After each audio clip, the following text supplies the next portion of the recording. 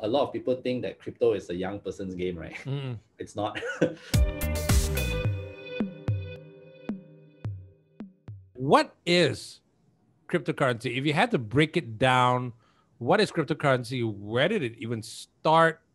Was it Bitcoin? Was it the first one? Yeah, well, Bitcoin was the first one, and I think I want to make a distinction between digital currency and cryptocurrency. Right. Because that's the main problem. I think most people think that Bitcoin is a scam, and that's the main distinction. So digital currency is basically just numbers on a screen, which the government can control. So if today the government says, I want to print more money, they can actually change the total supply, go through the banking system, distribute more cash into the market, right? Because nowadays money, you're not looking at actually printing cash anymore. Everything is digital. Yeah. That's digital money per se.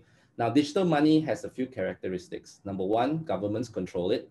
Number two, technically, it doesn't happen, but technically someone could hack a system and change that number, right? On the other hand, cryptocurrency is protected by cryptography, and it's not controlled by government, right? So that's the thing. So and the entire system is actually protected by, like, okay, let's use in the instance of Bitcoin, right? So you hear about people doing Bitcoin mining. Now, what the hell is that for, right? Because there's nobody actually mining anything. Yeah. Right? So they have this Bitcoin machine, and what it does is that it plays kind of a complex game, and when it and every machine is using processing power to complete this so-called game. And if you complete the game, you actually build a block, right? Hence blockchain.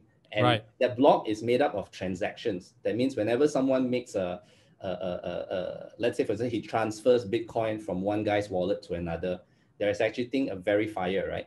So that verification process is done by a guy with a mining machine. So some guy in, let's say, Korea has a Bitcoin mining machine. His computer is actually verifying your transaction. So basically, he's lending his computing power for this particular job, and then he's getting paid for it.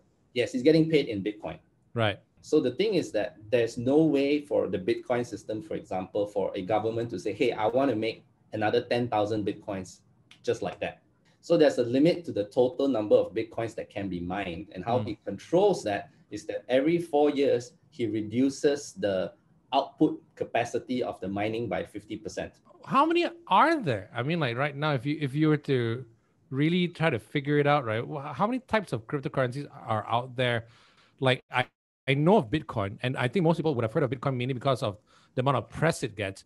But also, I've heard of Ethereum, but those are the two big ones, though, right? Yeah, I would say that if you want to count there, you would probably lose count. Serious? Yeah. Some people say there are 5,000. Some people say there are 10,000. I believe there are more because those are the ones that are listed on some kind of list or an exchange. But what you don't see is a lot of coins which are not listed at all, but it's in circulation as well through private exchanges, etc. When would have been the best time to get in?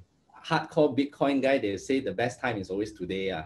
Because the point here is like, let's say, for example, today it's 60,000, right? Yeah. So this is the argument. A friend of mine who's been studying it just recently, he just got into it, but he's been going batshit crazy analyzing it. Right. The target price for Bitcoin by the end of this rally, which probably by the end of this year, is about 100,000.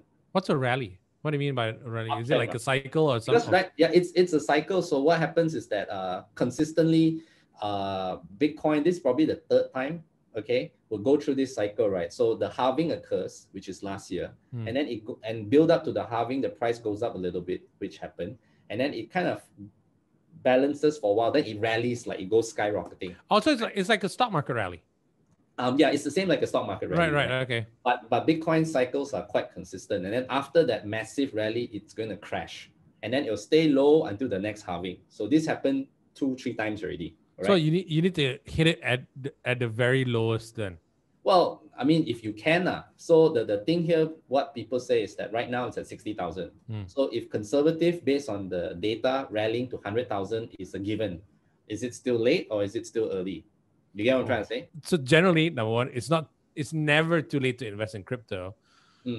But how much do you need to get into it? Well, the beauty of cryptos is that because you can go up to a Satoshi. Satoshi is 8 digits lah, 0.000001, Yeah. right?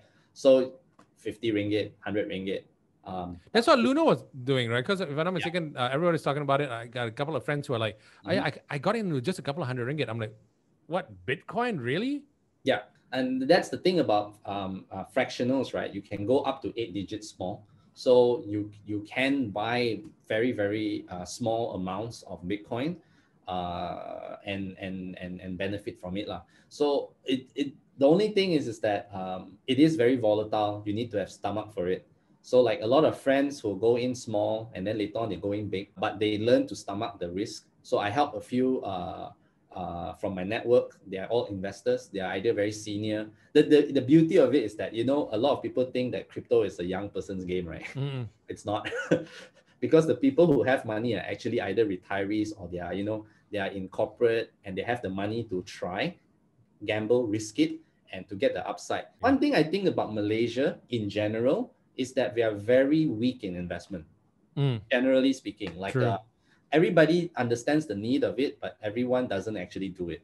And the one investment that people seem to do a lot at a young age, and I always tell them maybe no, is buy houses. Yeah. I've never been into that. Yeah, exactly. Yeah, and to me, houses, if it's your own house, you're staying there, it's not an investment. It's just a long-term liability you have to pay. Into correct. Because you can't go anywhere anyway, because you have to pay for it. Money. And so we are very, very poorly informed when it comes to investment. So and a lot of the seasoned guys are trying to trade cryptos, right? The seniors investors, right? Or older investors, so to speak. So, you know, they are going into it. They are the ones buying Bitcoin. Whereas I see young people, they may talk about it, but don't do anything about it. Hey guys, we hope you loved that discussion. But for the full discussion and all our other videos, click right here. And remember, don't be a dick.